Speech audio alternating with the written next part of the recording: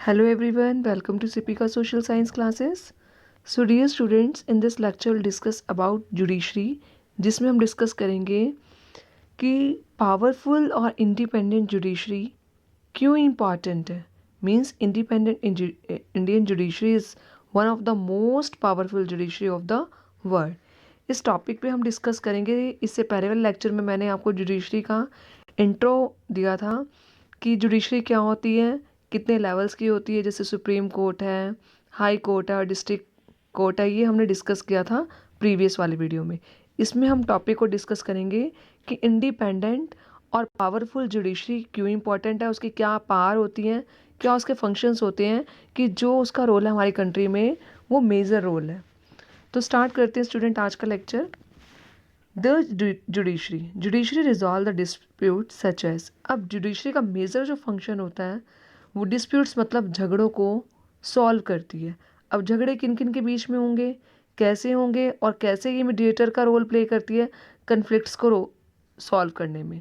तो disputes between citizen of the country. और citizen of country मतलब एक देश के नागरिक हैं, उनमें झगड़ा हो गया है दो पर्सनस के बीच में या टू फैमिलीज़ के बीच में जो झगड़ा हो गया है, उस झगड़े को सॉल्व. क्योंकि अगर फैमिलीज़ के बीच में झगड़ा होता है या पड़ोसी से के साथ आपका झगड़ा होता है तो आप कहाँ जाएंगे, आप कोर्ट के पास जाएंगे, कोर्ट में केस फाइल करेंगे और कोर्ट उसके बाद देखेगी क्या सही है और क्या गलत है, उसके बिहाफ पर वो डिसीज़न लेगी. तो सिटीजन्स के बीच में जब झगड़ा होता है तो वो कहाँ जाते हैं, कोर्ट्स के पास.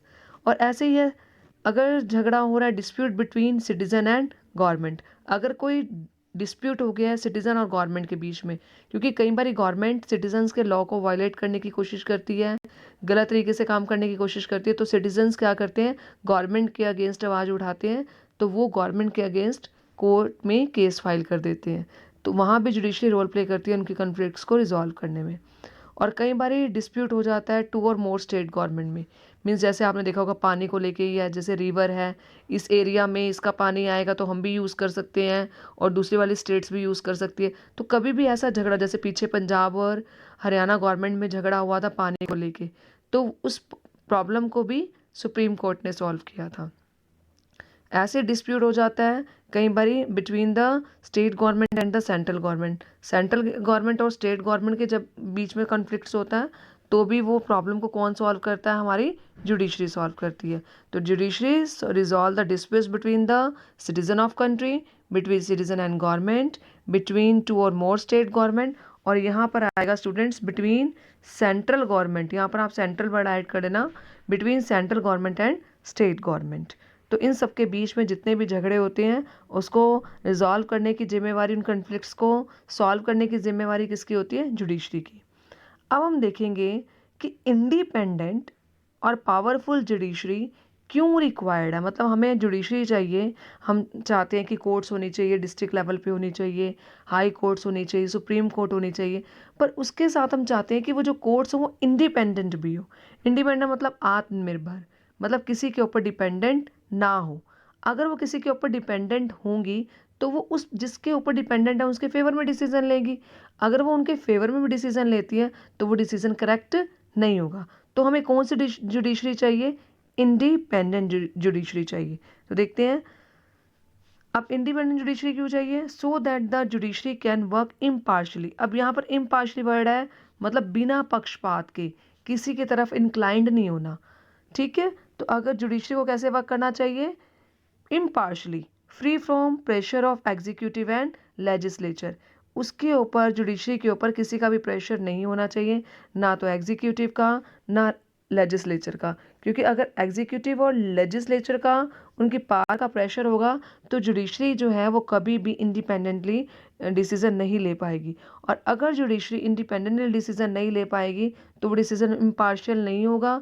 और अगर वो किसी के फेवर में डिसीजन लेती है तो वहाँ पर लोगों का विश्वास जुडिशरी से उठ जाएगा. क्योंकि लोग ट्रस्ट करते हैं कोर्ट्स पर कि कोर्ट जो डिसीजन लेगा वह प्रॉपर वे में लेगा, सारे फैक्ट्स को नज़र में रख के डिसीजन लेगा.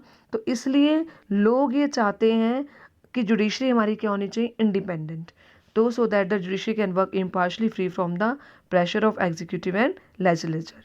द जजेस do not on the direction of the government. और जो जजेस हैं वो गवर्नमेंट के अकॉर्डिंग वर्क नहीं करेंगे, क्योंकि गवर्नमेंट अलग चीज़ है, क्योंकि अगर गवर्नमेंट भी गलत काम करती है, क्योंकि गवर्नमेंट मतलब पॉलिटिकल पार्टीज, उनके लीडर्स वर्क कर रहे हैं, वही गवर्नमेंट फ्रेम कर रहे हैं, अगर वो गलत डिसीजन लेते हैं, कोई गलत काम करते हैं, तो जो कोर्ट्स हैं वो उनके अगेंस्ट में भी जा सकती हैं। तो द जजेस do not work on the direction of the government और according to the wishes of the political party in power. मतलब जो पॉलिटिकल पार्टी पावर में चल रही है, मान लो बीजेपी चल रही है, तो बीजेपी का कोई भी लीडर अगर कोई गलत वर्क करता है या अपनी फैमिली मेम्बर को बचाने की कोशिश करता है, तो वो पर्सन पॉलिटिकल पार्टी के पार में है, तो अगर सुप्रीम कोर्ट उसके अकॉर्डिंग वर्क करेगी तो मतलब हम उसको पार्शियल बोलेंगे, इम्पार्शियल नहीं बोलेंगे। तो जजेस को कैसा वर्क करना चाहिए? जजेस को पॉलिटिकल पार्टी जो है उनकी फेवर में, उनके विशेस के अकॉर्डिंग वर्क नहीं करना। जजेस को सारे फैक्ट्स को देख के वर्क करना है कि कौन गलत है कौन सही, उसके बाद सही डिसीजन लेना है। तो हम इसलिए बोलते हैं कि इंडिपेंडेंस जुडिशरी हमारे लिए रिक्वायर्ड है। अब देखते हैं how this independence in ensured, कि हम जो इंडिपेंडेंस की बात कर रहे हैं वो इंडिपेंडेंस जो है वो कैसे इंश्योर कर सकते हैं कि जो जुडिशरी होगी वो इम्पार्शली वर्क करेगी, वो किसी की फेवर में वर्क नहीं करेगी। तो देखिए जुडिशरी है, अगर वो हम चाहते हैं कि इम्पार्शली वर्क करे और वो इंडिपेंडेंट जो है उसकी इंश्योर रहे, तो उसके लिए हम डिस्कस करते हैं थ्रू अपॉइंटमेंट ऑफ जजेस। द जजेस ऑफ सुप्रीम कोर्ट मीन्स दो पॉइंट है इसमें, अपॉइंटमेंट ऑफ जजेस और रिमूवल ऑफ जजेस, कि हम अपॉइंट कैसे कर रहे हैं और उनको रिमूव कैसे कर रहे हैं। इससे हम पता लगा सकते हैं कि हमारी जुडिशरी इंडिपेंडेंट है या नहीं है, ये किसी की तरफ इंक्लाइंड होकर काम करती है। तो स्टार्ट करते हैं थ्रू अपॉइंटमेंट ऑफ जजेस। जजेस of the supreme court and the high court. Supreme court मतलब at the central level, high court मतलब एट द स्टेट लेवल। जो इनके जजेस होते हैं उनको कौन अपॉइंट करता है? प्रेसिडेंट अपॉइंट करता है। जैसे प्रीवियस लेक्चर में मैंने आपको बताया था कि जो मेजर अपॉइंटमेंट्स होती हैं, पावर्स की थी ना हमने प्रेसिडेंट की प्रीवियस वीडियोस में, तो जो मेजर अपॉइंटमेंट्स है वो कौन करता है? प्रेसिडेंट करता है वो सारी की सारी appointments on the advice of, और उसको किसके एडवाइस के अकॉर्डिंग चलना पड़ता है? Prime minister. और प्राइम मिनिस्टर खुद डिसीजन नहीं ले सकता, उसको किसकी कंसल्टेशन की ज़रूरत है? उसको chief justice of supreme court की कंसल्टेशन की ज़रूरत है। उसकी कंसल्टेशन के बिना प्राइम मिनिस्टर जो है वो एडवाइस नहीं कर सकता प्रेसिडेंट को कि आप इस जज को सुप्रीम कोर्ट का या हाई कोर्ट का जज बनाइए। तो इसमें कौन कौन से पर्सन इन्वॉल्व हैं? प्रेसिडेंट अपॉइंट करता है, किससे एडवाइस लेकर? प्राइम मिनिस्टर से। और किसकी कंसल्टेशन से? Chief justice of supreme court. अब आप पूछेंगे चीफ जस्टिस क्या होता है सुप्रीम कोर्ट का? देखिए जो जजेस सुप्रीम कोर्ट में हैं एट प्रेजेंट, उनमें से जो वर्क एक्सपीरियंस के अकॉर्डिंग सीनियर मोस्ट जज होता है, जो वर्क एक्सपीरियंस के अकॉर्डिंग सबसे ज़्यादा जिसका एक्सपीरियंस होता है, जितने भी सुप्रीम के कोर्ट के जजेस होते हैं उसमें से सबसे एक्सपीरियंस्ड जो पर्सन होता है, उस सीनियर मोस्ट जज जो होता है उसको अपॉइंट किया जाता है चीफ जस्टिस ऑफ इंडिया। और स्टूडेंट्स आप मेरे कमेंट सेक्शन में बताएंगे एट प्रेजेंट हमारा जो chief justice of supreme court है वो कौन है। ठीक है, तो सुप्रीम कोर्ट की अपॉइंटमेंट में किन किन किसके इन्वॉल्वमेंट है? प्रेसिडेंट की, प्राइम मिनिस्टर की और chief justice of the supreme court. अब देखते हैं रिमूवल ऑफ जजेस। क्या सुप्रीम कोर्ट के या हाई कोर्ट के जजेस को रिमूव करना इतना इजी है? No, it is nearly impossible to remove a जज। पॉसिबल है बट नियरली इम्पॉसिबल इसलिए बोला जा रहा है कि बहुत मुश्किल है उनको रिमूव करना। कर सकते हैं बट रिमूव करने के लिए क्या प्रोसेस होता है? अ जज can be removed only by an impeachment motion. अब आपने देखा है जैसे प्राइम मिनिस्टर को या काउंसिल ऑफ मिनिस्टर्स को अगर रिमूव करना है तो उनके लिए भी एक मोशन यूज़ होता है, impeachment motion. In the same way अगर हम सुप्रीम कोर्ट के जज को या हाई कोर्ट के जज को रिमूव करना चाहते हैं तो उसके लिए भी एक जो इम्पीचमेंट मोशन या आप कह सकते हैं एक प्रस्ताव रखा जाता है पार्लियामेंट में, लोकसभा और राज्यसभा के सामने, जिसमें मेंबर्स ऑफ पार्लियामेंट जो होते हैं वो अपनी अपनी राय देते हैं। मीन्स राय कैसे देंगे कि आप मानो कि हम चाहते हैं इस जज को हमने हटाना है, तो उसके लिए 2/3 मेंबर्स ऑफ टू हाउसेस मतलब लोकसभा और राज्यसभा, लोकसभा और राज्यसभा में जितने मेंबर्स हैं उसमें से अगर 2/3 मेंबर्स जो सुप्रीम कोर्ट के जज के अगेंस्ट में है आ जाते हैं, तब सुप्रीम कोर्ट के जज को या हाई कोर्ट के जज को हम रिमूव कर सकते हैं। और 2/3 मेंबर्स को अगेंस्ट में लाना ये बहुत डिफ़िकल्ट टास्क है कि 2/3 मेंबर किसी जज के अगेंस्ट में हो गए हैं और इम्पीचमेंट प्रोसेस के अकॉर्डिंग या इम्पीचमेंट मोशन के अकॉर्डिंग हम उस जज को हटा रहे हैं, तो ये डिफ़िकल्ट टास्क हो जाता है। तो तभी मैंने ऊपर मेंशन किया है, it is nearly impossible to remove a जज। और अगर रिमूव करना है तो आपको 2/3 मेंबर्स की रजामंदी चाहिए दोनों हाउसेज में से पार्लियामेंट की। तो स्टूडेंट्स, आपको समझ आ गई होगी कि इंडिपेंडेंस एंश्योर्ड जो होती है वो अपॉइंटमेंट के अकॉर्डिंग और रिमूवल के अकॉर्डिंग होती है। अब देखते हैं हम, independent Indian judiciary is one of the most powerful judiciary of the world. इसके ऊपर आपका क्वेश्चन आता है कि वाई इंडिपेंडेंट और पावरफुल जुडिशरी इज़ रिक्वायर्ड। तो आप जो मैंने अभी लेक्चर आपको बताया उसमें से आप सारे नोट्स लेके क्वेश्चंस को इजीली फ्रेम कर सकते हैं। ये वाला लास्ट वीडियो था तो मैंने इसको टॉपिक को थोड़ा सा एक्सटेंड कर दिया है ताकि इस वीडियो में हमारा ये चैप्टर जो है वो फिनिश हो जाए, क्योंकि जुडिशरी हमारा लास्ट टॉपिक था। तो अब हम डिस्कस करेंगे independent Indian judiciary is one of the most powerful judiciary of the world. How, कैसे हम कह सकते हैं कि दो वर्ड मैंने कनेक्टेड किए, इंडिपेंडेंट भी है और पावरफुल भी। इंडिपेंडेंट के बारे में हम डिस्कस कर चुके हैं, अब पावरफुल हम उसको कैसे बनाएंगे ताकि लोगों का ट्रस्ट बना रहे, ताकि ये इम्पार्शियल होकर वर्क ना करे, ये अपने अकॉर्डिंग अफेक्ट्स के अकॉर्डिंग डिसीजन ले। तो supreme court and high courts had the power to interpret the constitution of the country। अब आप देखिए हमारा कॉन्स्टिट्यूशन किसने बनाया था, कॉन्स्टिट्यूएंट असेंबली में। कॉन्स्टिट्यूएंट असेंबली ने जो बनाया था 1947 के बाद 1950 तक बना था। तो आप देख सकते हैं अप्रॉक्सीमेटली 70 ईयर्स हो चुकी हैं। अब 70 ईयर्स में क्या वो पर्सन्स अभी भी जिंदा हैं कि जो कॉन्स्टिट्यूशन के जो लॉज बने हैं उसको इंटरप्रेट कर सके? नहीं। तो उनको इंटरप्रेट कौन करता है, उनको समझाता कौन है? क्योंकि उस टाइम और इस टाइम में बहुत चेंजेस हैं। 70 साल में टाइम इतना चेंज हो गया है कि कुछ लॉ को चेंज भी करना पड़ता है। तो उसको कौन इंटरप्रेट करता है कॉन्स्टिट्यूशन को? लोगों की भलाई के लिए सुप्रीम कोर्ट और हाई कोर्ट जो कॉन्स्टिट्यूशन है वो क्या करते हैं, उसको इंटरप्रेट करते हैं, उसको बताते हैं। सेकेंड है, they can declare invalid any law of the legislature और the action of the executive. Means देखो, गवर्नमेंट ने अगर लॉ बना दिया है कि आप ये वाला ग्रुप है, ये वाला ऑक्यूपेशन ऑप्ट नहीं कर सकता, या आप ये वाला बिजनेस नहीं ओपन कर सकते, या आप 10 बजे के बाद अपने घर से बाहर नहीं निकल सकते।